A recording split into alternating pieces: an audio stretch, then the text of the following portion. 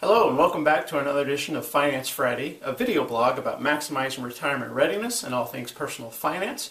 It is Friday, February 17th, and I'm Mike Wilson, your host from Integrity Financial Planning.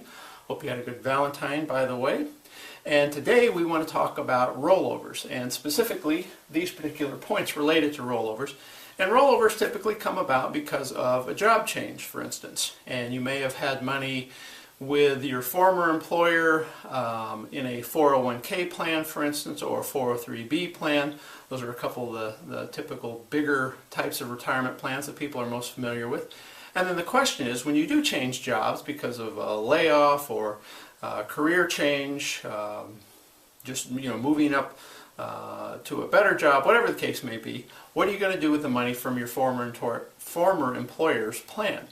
And let's first talk about some of the negatives. For instance, let's say that you choose to, rather than roll that money into an IRA or into another, your current employer's plan, let's say you choose to spend that money. Well, there are some real downsides to doing that.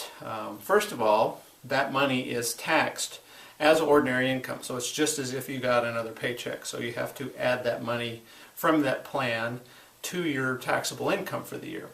The other downside, the other sort of big downside, is if you're under 59 and a half, there is a 10% early withdrawal penalty. It's the IRS's way of encouraging you not to touch this money, but instead to save it for retirement, because obviously it was in a retirement plan to begin with, and that's where they want it to stay. So those are a couple of tax ramifications, but probably the biggest downside to taking money before 59 and a half is the fact that you're giving up the future potential growth and earnings that those investments might have earned for your retirement years.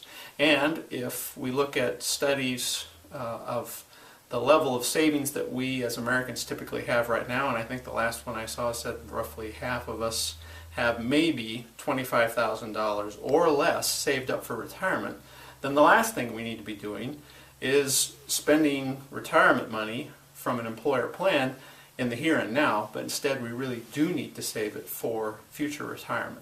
Well, those are some of the negatives. What about the flip side? Why would you want to think about rolling money over into another employer's plan, or more specifically into an IRA? And there's a couple benefits to rolling money into an IRA.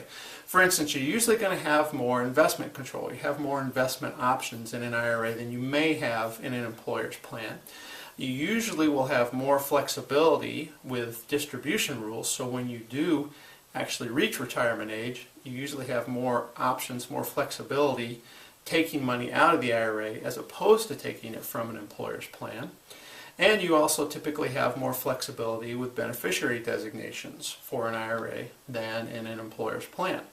And again, probably the biggest benefit though is you maintain that tax deferral, you maintain that future potential growth in an IRA for retirement savings.